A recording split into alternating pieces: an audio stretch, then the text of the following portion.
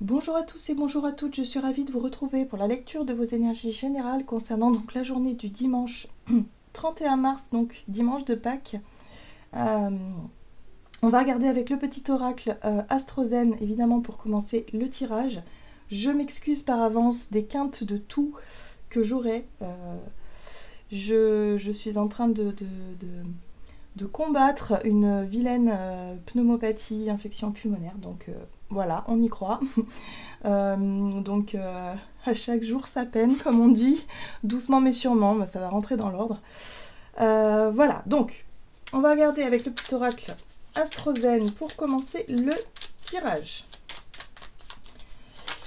Pour ce dimanche 31, donc pour les énergies générales, en tout cas j'espère que vous allez bien, que les énergies du moment vous sont plutôt favorables. On sent qu'il y a quand même pas mal de remue-ménage de ce que je peux observer. Alors c'est vrai que moi en termes de ressenti en ce moment je suis un petit peu, je suis affaiblie, hein, je suis sous antibiotiques, je suis fatiguée, donc voilà, mes propres ressentis personnels prennent le dessus par rapport à ce que je pourrais ressentir et observer d'un point de vue plus général, évidemment, c'est tout à fait normal. Mais dans ce que je peux observer autour de moi, il y a ce côté un peu...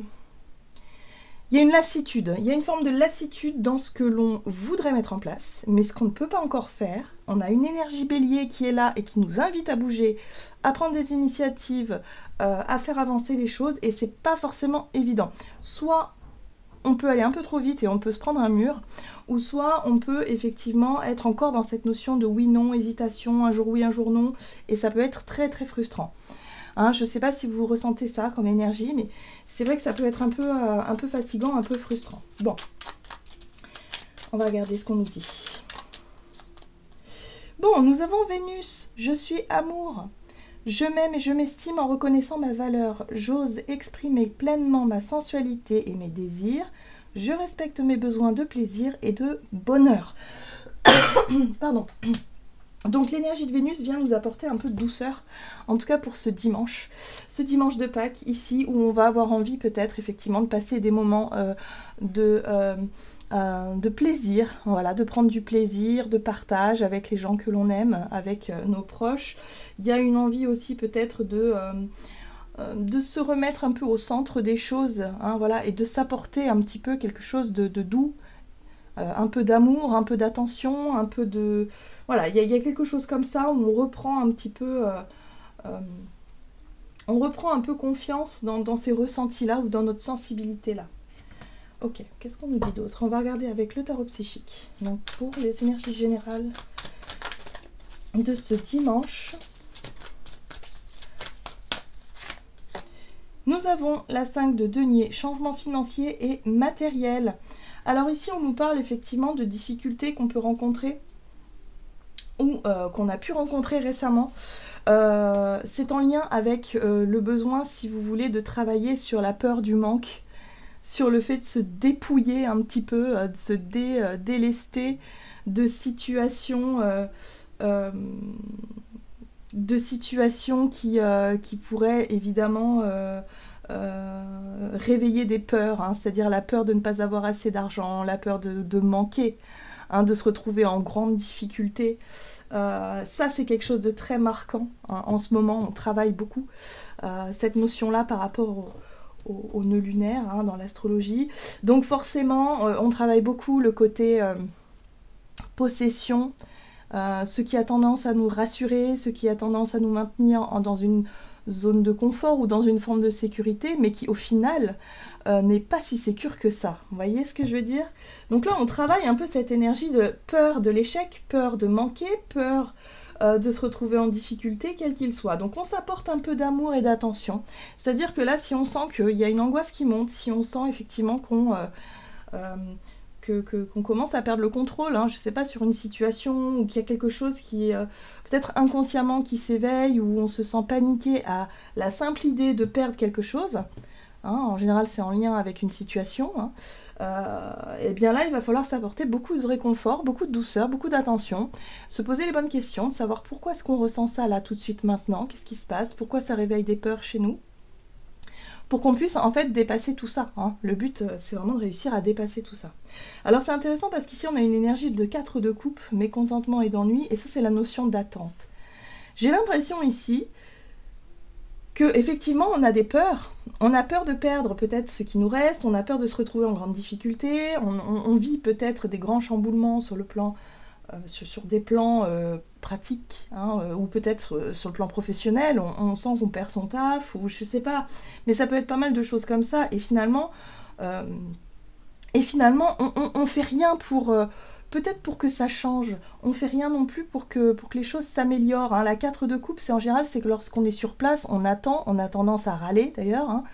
Donc on râle, on est insatisfait, on est... enfin voilà, et puis on se dit, j'attends que quelque chose change. Or là, on nous dit, bah non, ce sera peut-être à nous finalement de changer.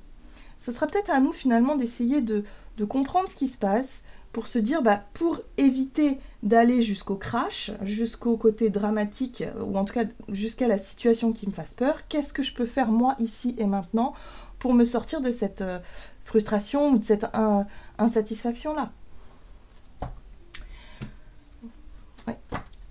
Allez, on va regarder un message de l'oracle de la voie astrale, donc pour ce dimanche. 31 mars, dimanche de Pâques.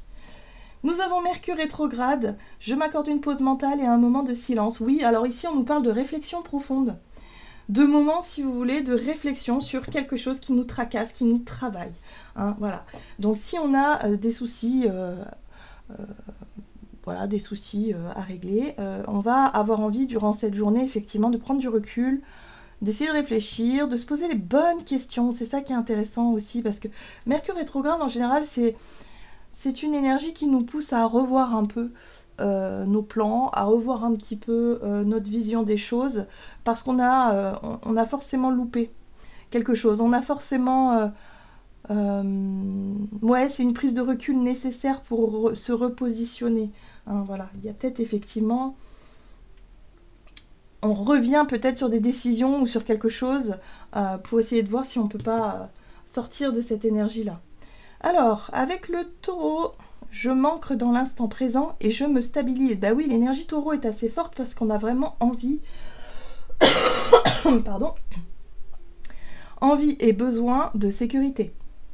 Donc, on va chercher, en tout cas, à retrouver une forme de sécurité et de stabilité dans une situation. Donc, on va y réfléchir profondément. Très bien. Qu'est-ce qu'on nous dit d'autre? On va regarder avec l'oracle des 7 énergies. Donc pour les énergies générales de ce dimanche, nous avons vision éclairée. Bon, bah voilà. Donc il y a un changement de regard. Hein. Il y a la possibilité de voir les choses sous un autre angle. Il y a la possibilité effectivement de prendre de la hauteur, de voir la situation dans son ensemble pour pouvoir, finalement, pour pouvoir s'apaiser. Vénus va nous apporter aussi ce côté qu'est-ce qui est important pour moi? Quels sont mes désirs? Quelles sont mes envies? Qu'est-ce que je ressens? Voilà. Quelle est ma sensibilité par rapport à cette situation qui génère pas mal de remous ici? Ça peut générer pas mal d'angoisse. Ok, ben, si je fais ça, si je pars dans cette direction-là ou là, qu'est-ce que je ressens et pourquoi est-ce que je n'arriverai pas à sortir finalement de ce sentiment de frustration, ce sentiment d'avoir l'impression de perdre quelque chose? Hein. Donc là c'est intéressant parce qu'on va peut-être avoir nos réponses finalement, des réponses à nos questions. Et là on a qui se ressemble. Alors il va falloir faire attention aussi à nos échanges, les communications, les personnes avec lesquelles on a tendance à se retrouver parce que, je sais pas moi, on a la même vision des choses, on se ressemble d'une certaine façon. Hein, donc là, il y a peut-être effectivement des choses à comprendre aussi par rapport au fait que par moment, on a besoin aussi des autres. C'est bien hein, de prendre du recul seul, de faire le point, de savoir qui on est, pourquoi, comment, c'est super, mais après, il faut aussi être dans la notion de partage et d'échange constructif et de pouvoir aussi accepter l'aide qu'on peut nous proposer et inversement. Quand on est en difficulté, s'en sortir seul, c'est très très difficile. Par contre, si on a une communauté ou si on a effectivement pas mal de personnes autour de nous qui seraient possiblement disponible à nous aider, bah forcément la difficulté devient moindre. Voilà, donc là il y a quelque chose de cet ordre-là, où il va falloir aussi s'ouvrir un petit peu et accueillir un petit peu, accepter peut-être aussi les coups de pouce ou les coups de main qu'on peut nous proposer. Alors, qu'est-ce qu'on nous donne? On va regarder du côté de notre énergie d'action et activité avec l'oracle mission de vie. Ok, le burn-out, on est fatigué, clairement. Le burn-out, c'est la grosse fatigue, c'est l'état d'épuisement surtout nerveux, le mental est en ébullition, on a la tête pleine à craquer de plein de questions de pourquoi, de comment, surcharge mentale, hein, voilà, donc il va falloir essayer de souffler 2 minutes. Vous voyez, là on a le guérisseur. Moi j'ai l'impression ici qu'on pourrait nous apporter une forme d'apaisement. Ça peut venir effectivement du fait de se rassembler avec des personnes de sa famille, de célébrer peut-être les fêtes de Pâques, d'être vraiment dans ce côté où on se change les idées, on va chez les uns, chez les autres, ou alors on prend un dimanche calme, tranquille. On essaie en tout cas de s'apporter du soin, parce que Vénus nous y aide en fait. Vénus nous ramène un petit peu au centre au centre de l'affaire, hein, si vous voulez, pour s'apporter quand même de l'amour et de l'apaisement. Hein, c'est le soutien, Vénus aussi, c'est la compassion. Voilà, donc il y a quelque chose comme ça. Moi j'ai l'impression qu'on peut nous apporter cette douceur, cette compassion. On peut aussi être enfin, je dirais soutenu, hein, d'une certaine façon, de par nos proches par exemple. Mais en tout cas, il y a quelque chose de très rassurant par rapport à ce qu'on a en tête, par rapport à nos propres peurs et nos angoisses ici. Allez, on va regarder avec le tarot des chats mystiques. Donc énergie d'action et activité. Donc on voit que le cerveau, en tout cas, voilà, on est surmené quoi. Nous avons la 8 d'épée. Et oui, donc ça correspond bien au burn-out. La 8 d'épée, c'est lorsqu'on a du mal à réfléchir correctement, à y voir clair, on se sent piégé, on a l'impression qu'on n'y arrivera jamais à s'en sortir, on ne voit pas les issues, bref, c'est plutôt c'est encore une fois nos peurs et nos angoisses qui prennent le dessus, et du coup, on n'a pas un raisonnement hyper rationnel. Ici, on a le matou de feu. Ce que j'aime beaucoup avec ce matou de feu, c'est qu'on nous parle de courage, de volonté, il y a une flamme comme ça qui s'allume, où effectivement, on pourrait vouloir traverser la tempête, ou en tout cas vouloir traverser ce moment-là avec beaucoup de détermination. Il n'est pas question ici de se lamenter sur notre sort ou de se plaindre indéfiniment. Visiblement, il y a moyen qu'on prenne les choses à bras-le-corps. Alors, le matou de mer. Ok, donc on a un chevalier de bâton et un chevalier de coupe. C'est intéressant parce que ce chevalier de coupe, il nous parle quand même de nos désirs, encore une fois, de Vénus. Il nous parle de notre façon de voir les choses, d'aimer, et puis aussi de se diriger vers ce qui nous fait rêver, vers ce qui nous donne envie. Donc là, j'ai l'impression qu'on est quand même motivé parce qu'il y a un rêve, il y a une détermination, il y a peut-être quelque chose, un projet qui nous tient à cœur derrière, en tout cas, hein, une motivation comme ça. Sauf que là, on a l'impression que à chaque fois, il y a peut-être des problèmes d'ordre financier, matériel, qui nous mettent des bâtons dans les roues et qui nous ralentissent dans notre cheminement, ou en tout cas dans nos désirs d'accomplissement. Alors j'aime beaucoup parce qu'on a les étoiles ici. Donc il va falloir un petit peu se remettre à s'en remettre, si vous voulez, à notre bonne étoile.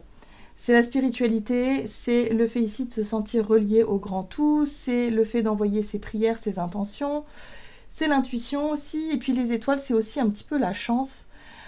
Donc là, il va falloir effectivement ne pas hésiter à faire confiance, à avoir la foi en notre destin, notre destinée, et ne pas se laisser trop embarquer par ce mental qui cherche à tout rationaliser, mais qui parfois nous provoque des crises d'angoisse, parce que c'est la peur du manque, la peur de se retrouver seul, la peur de se retrouver sans rien, démuni, blessé.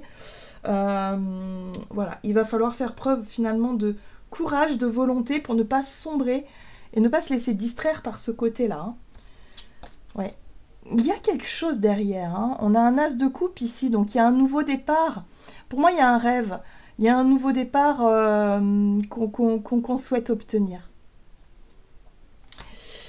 Donc c'est beau, on reste centré sur nos rêves, hein. C'est ça le plus important, parce que là, on va avoir une vision beaucoup plus éclairée. Les choses vont devenir peut-être plus évidentes. Il va falloir qu'on lève le nez de nos problématiques là du moment, où on a l'impression de se focaliser sur ce qu'on n'a pas ou sur ce qui est difficile, plutôt que voilà, et se concentrer sur ce qu'on veut et sur ce qu'on souhaite obtenir. Changer de vision plus positive peut-être aussi. Allez, on va regarder sur le plan relationnel et sentimental avec l'oracle des contrats d'âme.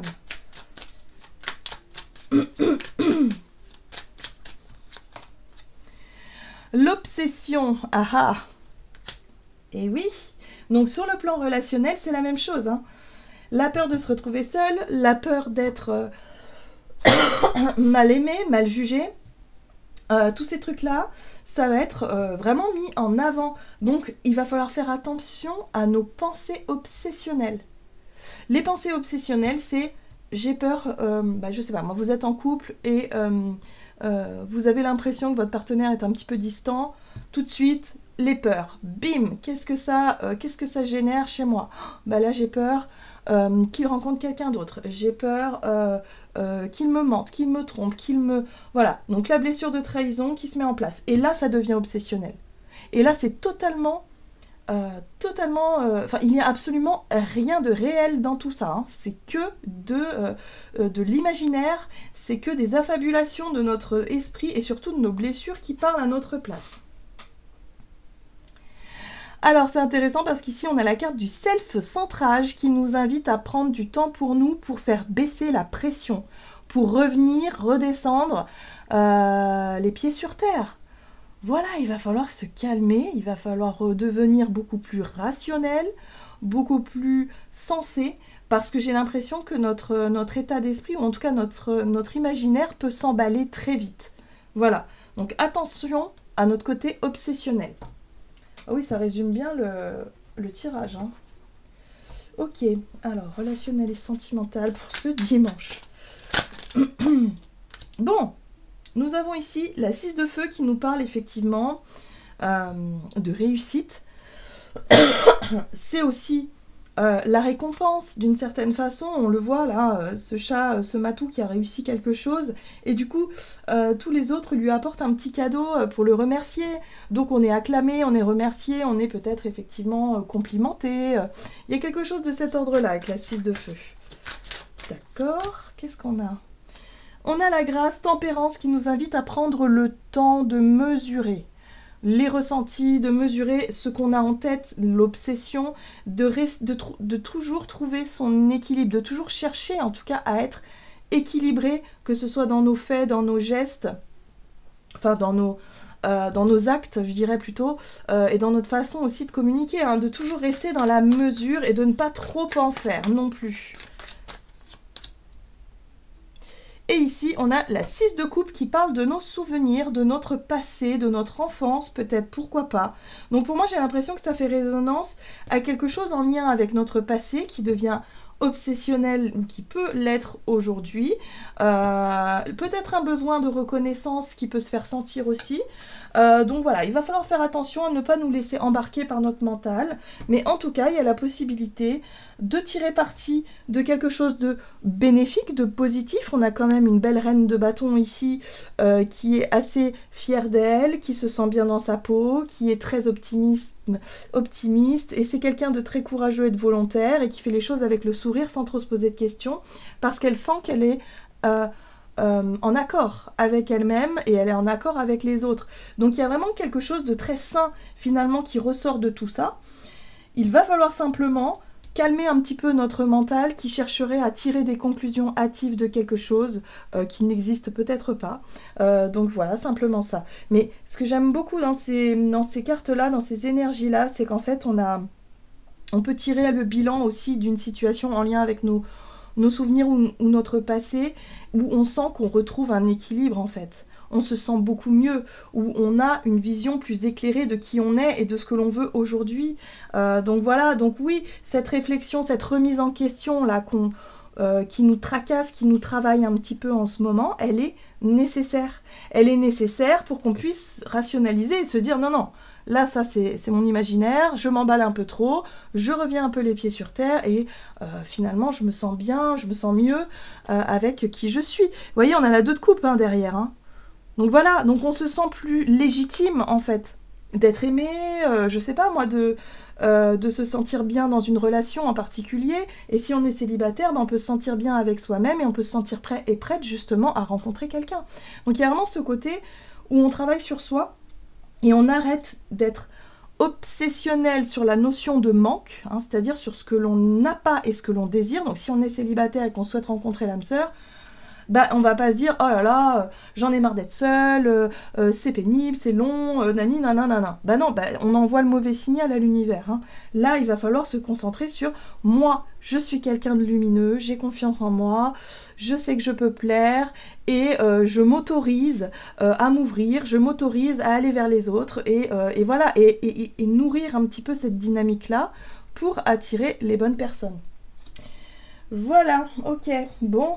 Bah, une petite leçon sur la loi d'attraction un petit peu et puis sur la notion de difficulté et parfois on en fait une montagne, c'est-à-dire qu'on peut se retrouver effectivement dans des situations compliquées et difficiles, mais il y a toujours des solutions, il y en a toujours. On les voit pas toujours au premier regard, hein, on les verra après, mais pour ça il faut aussi s'autoriser à y croire et à se dire bon, je trouverai une réponse, je trouverai une solution. On a toujours le choix. Notre mental va nous dire non, tu n'as pas le choix. Non, tu verras, tu es dans une situation difficile, tu n'y arriveras jamais. Voilà, ça c'est notre mental et c'est lui qui nous met en burn-out finalement parce qu'il nous empêche de voir que finalement on peut y arriver ou qu'on peut trouver d'autres solutions, qu'il y a forcément quelque chose. Alors, avec le tarot des anges gardiens, on a la 3 de la prospérité. Pardon. Laissez-vous guider par vos passions. Faites ce que vous aimez et ayez confiance en vous et en vos aptitudes et talents. Développez vos connaissances en retournant sur les bancs de l'école, en suivant les conseils d'un mentor ou en vous rapprochant de personnes ayant les mêmes idées que vous. Donnez libre cours à votre créativité. Et voilà. J'en ai terminé pour votre guidance. J'espère que celle-ci vous aura plu et parlé. En tout cas, moi, je vous souhaite un excellent dimanche de Pâques. Prenez soin de vous. Je vous embrasse et je vous dis à tout bientôt.